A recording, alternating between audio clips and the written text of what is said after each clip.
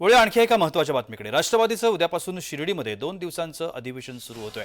छगन भुजबळ यांच्या उपस्थितीमध्ये हे अधिवेशन होण्याची शक्यता आहे। प्रकृती अस्वास्थ्यामुळे ते अनुपस्थित राहण्याची शक्यता वर्तवली जाते। जय महाराष्ट्राला विशेष सूत्रांची या सगळ्या संदर्भात माहिती मिळते। आपण या सगळ्या संदर्भात अधिक माहिती घेण्याचा प्रयत्न करूया।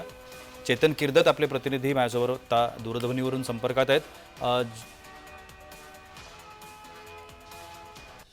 काही तांत्रिक कारणामुळे आपण चेतन किर्दत यांच्याशी बोलू शकत नाही आहोत। मात्र हे 2 दिवसीय अधिवेशन शिर्डीमध्ये होण्याची आणि त्याकरता छगन भुजबळ हे उपस्थित राहण्याची शक्यता होती। मात्र त्यांच्या प्रकृती अस्वास्थ्यामुळे ते उपस्थित राहू शकत नसल्याची देखील माहिती मिळते।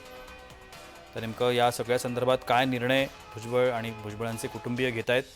2 दिवसांचं हे अधिवेशन आहे। शिर्डी या ठिकाणी हे 2 दिवसीय अधिवेशन होत आहे राष्ट्रवादीचं आणि त्या